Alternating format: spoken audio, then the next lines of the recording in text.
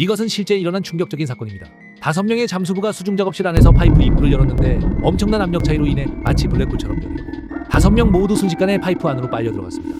그러나 운 좋게 바닷물이 채워지지 않은 파이프 내부 에어포켓에 멈췄고 숨쉴 산소 또한 남아있었습니다. 하지만 5명 모두 뼈가 부러지는 등 심각한 부상을 당했습니다.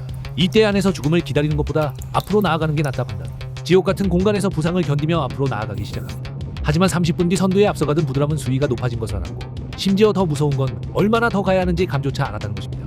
또한 모두가 함께 죽을 수도 있는 긴박한 상황. 여기서 선두에 있던 부드럼은 자신이 혼자 잠수하기로 결정합니다. 그리고 탈출에 성공한다면 구조대를 데리고 돌아오겠다고 말합니다. 모두의 목숨이 걸린 긴박한 상황. 이때 부드럼은 같이 딸려온 한 개의 산소통을 가지고 칠흑 같은 어둠의 물속을 헤쳐나갑니다. 그러나 산소통의 산소 부족으로 심한 질식감에 여기서 죽는구나 생각한 순간 운 좋게 앞에 무엇인가 걸렸고 추가 산소통을 발견했습니다. 이때 미친듯이 산소를 마셨습니다. 허나 쉴 시간도 없이 책임감에 곧장 나갔습니다. 하지만 오히려 처음 산소통보다 산소는 더 없었고 폐 속의 산소는 점점 고갈되기 시작해 다시 죽는구나 생각한 순간 또다시 천운으로 두 번째 에어포켓에 도착합니다. 그리고 세 번째 산소통까지 추가로 발견합니다. 여기서 부드럼은 살 수 있다는 희망이 다시 생겼습니다. 잠깐 쉬고 곧장 다시 앞으로 헤엄치기 시작했습니다. 하지만 20분을 수영해도 파이프의 끝은 보이지 않았습니다.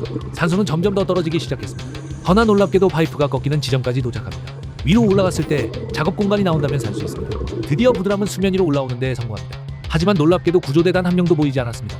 더 나아가 즉시 구조를 해도 모자란데 회사는 안전을 핑계로 바로 구조하러 들어가지 않았고 심지어 구조대가 외부 파이프로 다가갔습니다. 파이프 안에서 두드림 소리까지 들었습니다. 결국 사건 발생 3일 뒤 4명 전원 사망. 생존자는 부드럼 단 1명뿐. 살아남았지만 신체적 부상과 심각한 트라우마 후유증을 앓게 됩니다.